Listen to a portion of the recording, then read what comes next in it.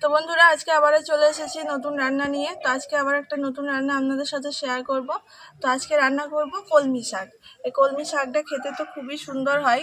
আর এই কলমি শাকটা কিভাবে রান্না করলে সব থেকে বেশি খেতে সুন্দর লাগে সেই রেসিপিটাই আপনাদের সাথে শেয়ার করব। তাহলে আপনারা প্রথম থেকে শেষ অবধি রেসিপিটা দেখতে থাকুন। আর আজকে আমাদের চ্যানেলে প্রথম কলমি শাক রান্না করা হবে। আমরা কিভাবে বাড়িতে কলমি শাক রান্না করে খাই সেই রেসিপিটাই শেয়ার করছি। আপনারা কিন্তু অবশ্যই প্রথম থেকে শেষ অবধি রেসিপিটা দেখবেন। তাহলে চলুন আজকে কিভাবে রান্নাটা করছি আপনারা দেখতে থাকুন। এই যে দেখুন বন্ধুরা, কলমি শাকগুলো কত সুন্দর, একদম টাটকা, সবে সকালেই কেটে আনা হয়েছে। দেখে বুঝতেই পারছেন যে কতটা টাটকা আর কত সুন্দর, দেখেছেন শাকগুলো। এরকম টাটকা টাটকা কলমি শাকের স্বাদই আলাদা। তো শাকগুলো এদিকে আমি একটু দেখে নেব শাকের মধ্যে ঘাস আছে কিনা। শাকগুলো এমনিতেই খুবই পরিষ্কার, তবু এই যে এরকম ঘাস ভরা আছে শাকের মধ্যে, এগুলো বেছে ফেলে দেব।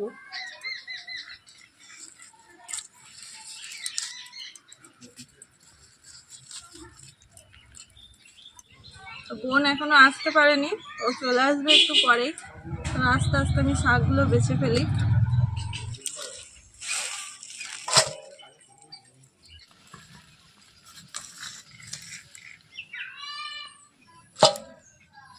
শাকগুলো আমি ভালো করে বেছে নিয়েছি, এবার আমি ছোট ছোট করে শাকগুলো কেটে নেব।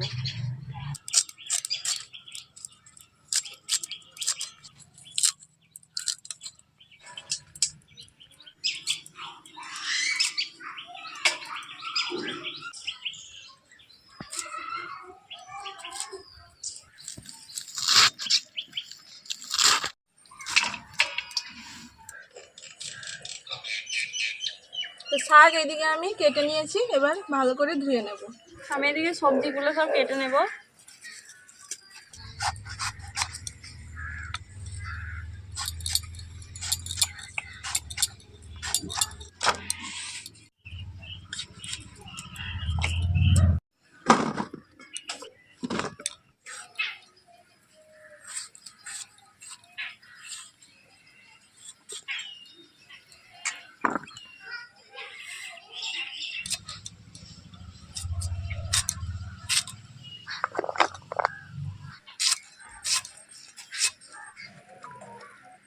এখানে আমার সবজিগুলো সব কেটে নেওয়া হয়ে গেছে। আজ কিন্তু অনেক সবজি দেওয়া হবে।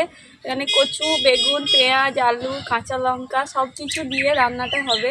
খুব সুন্দর হয়। দিদি মাঝে মধ্যে কিন্তু বাড়িতে রান্না করে এরকমভাবে। তো এদিকে আমি রান্নাটা শুরু করে দেব। তো কড়াইয়ের মধ্যে সরষের তেল দিয়ে দিচ্ছি। মুসুর ডালটা ধুয়ে দেবো? হ্যাঁ, ধুয়ে দেব। তো তেলটা এদিকে গরম হয়ে এসছে, তেলের মধ্যে পেঁয়াজ কুচি দিয়ে দেবো। আজকে একদম হালকা তেল মশলা দিয়ে রান্নাটা করব, সেটা খুবই সুন্দর হবে। তো পেঁয়াজ বেশি লাল করে ভাজার দরকার নেই। এর মধ্যে এবার আমি কেটে রাখা কচু আর আলু দিয়ে দেব।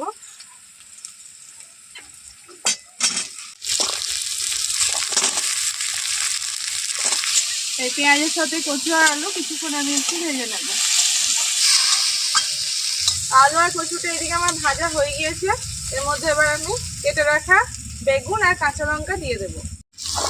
এদিকে ঘুরি মাথা রান্না দেখতে এলাম। হ্যাঁ, এখানে রান্না হলেও ভালোবাসে রান্না দেখতে। হলুদ গুঁড়ো, জিরে গুঁড়ো, স্বাদ মতো নুন, ধুয়ে রাখা মসুরির ডাল দিয়ে দেবো।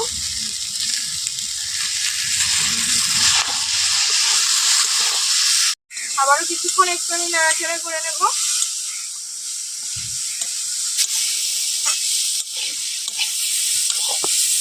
শাকের মধ্যে কিন্তু লঙ্কা গুঁড়ো দেবো না, লঙ্কা গুঁড়োর স্বাদটা ভালো লাগে না শাকের মধ্যে। কাঁচা লঙ্কা দিয়েছি, এই ঝালটাই কিন্তু ভালো লাগবে খেতে। সেদিকে সবকিছু আমি ভালো করে ভেজে নিয়েছি। এর মধ্যে এবার আমি কেটে রাখা কলমি শাক দিয়ে দেবো।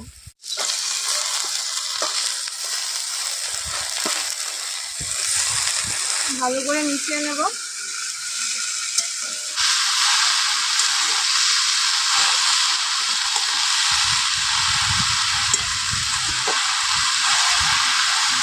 পূজা আজকে শাক রান্না করছি, কিন্তু খাও তো শাক। হ্যাঁ, ভালো মেয়ে। আর শাক দিয়ে আমরা এখানে ভাত খাবো। বেশ পূজা, হাতে নেল পালিশ পরি গো? হ্যাঁ, কে পরি দিয়েছে নেল পালিশ? আমি নিজে বলছি। এগুলো সব? হ্যাঁ, নিজে? বাহ, খুব সুন্দর কালার তো তোমার নেল পালিশে। ওইগুলো নেল পলিশ পরতে হয় না, ওগুলো মেহেন্দি পরতে হয়। আর পরবি না, বেশ। তো শাক দেওয়ার পরে কিছুক্ষণ আমি একটু নাড়াচাড়া করে নিয়েছি। এর মধ্যে এবার আমি পরিমাণ মতো জল দিয়ে দেবো।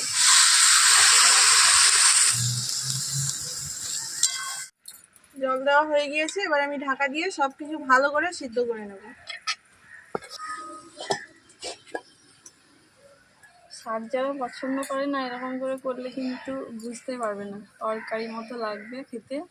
হ্যাঁ, সব রকম সবজি দেওয়া আছে না, ডাল দেওয়া আছে। আমার তো কলমি শাকের এই রেসিপিটা দারুণ লাগে। অনেকক্ষণ হলো ঢাকা দেওয়া, এবার আমি ঢাকনাটা খুলে দেখে নেব। তো জলটা প্রায় অনেকটাই শুকিয়ে এসছে। এদিকে কচু, আলু সবকিছু কিন্তু সিদ্ধ হয়ে গিয়েছে, আর ডালটাও কিন্তু গলে গিয়েছে একদম। এবার আমি শাকটাকে নামিয়ে ফেলবো। একটু আলু আর কচুগুলো একটু ঘেটে দেব। এবার নামিয়ে ফেলবো।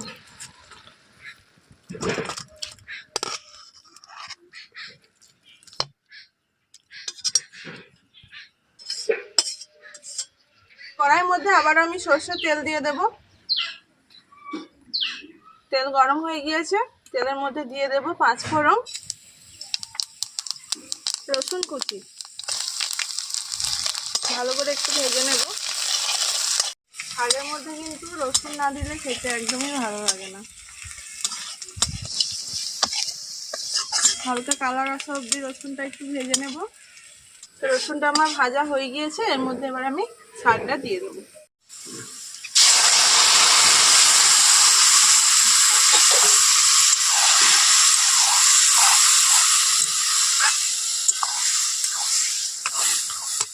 শাকের মধ্যে অল্প একটু মিষ্টি দিয়ে দেবো। চিনিটা কিন্তু অবশ্যই শাকের মধ্যে অল্প একটু দেবেন, এতে করে শাকটা খেতে কিন্তু খুবই সুন্দর লাগে। কিছুক্ষণ আমি উনুনের মধ্যে এইভাবেই বসিয়ে রাখবো শাকটাকে ঢাকা দিয়ে।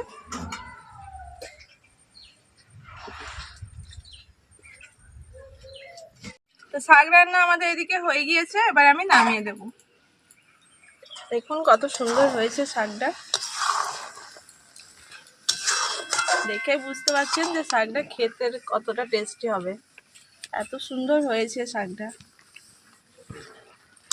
আর রসুন দেওয়ার পরে তো দারুণ একটা গন্ধ বের হয়েছে। চলুন শাকটা এবার নামিয়ে ফেলি।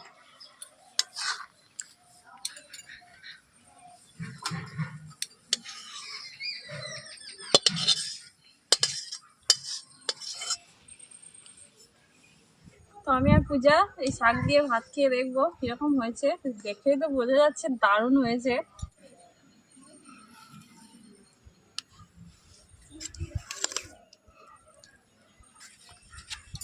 পূজা, আস্তে আস্তে খাও, গরম। হ্যাঁ, খেয়ে দেখো কেমন হয়েছে। গরম, প্রচন্ড গরম।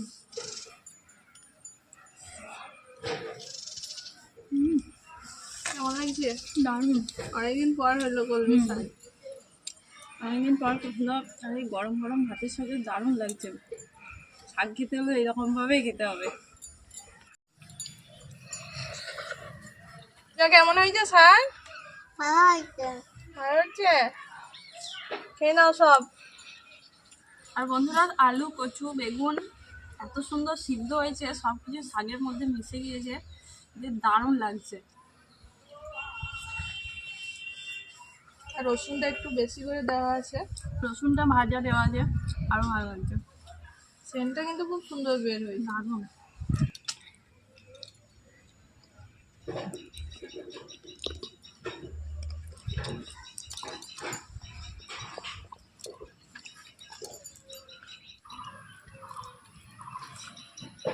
কেমন হয়েছে? ভালো হয়েছে। ভালো হয়েছে। তো তো বন্ধুরা, আজকে এই শাকের রেসিপি আপনাদের কেমন লাগলো জানাবেন, আর ভালো লাগলে অবশ্যই কিন্তু এইভাবে একবার বাড়িতে বানাবেন। এই শাক রান্নাটা অসম্ভব টেস্ট হয় খেতে, অবশ্যই একবার বানিয়ে খেয়ে দেখবেন, মুখে লেগে থাকবে একদম। আর এরকমভাবে রান্না করলে কিন্তু আলাদাভাবে কোনো তরকারিই লাগবে না, এই শাক দিয়েই ভাত খাওয়া হয়ে যাবে। তো বন্ধুরা, আজকের মতো রেসিপিটা এখানেই শেষ করছি, আশা করছি আপনাদের ভালো লেগেছে। তো দেখা হচ্ছে আবার একটা নতুন রেসিপির সাথে। আমাকে একটু শাক দে। দেখছেন তো, চেয়ে চেয়ে খাচ্ছে। দারুণ হয়েছে যে।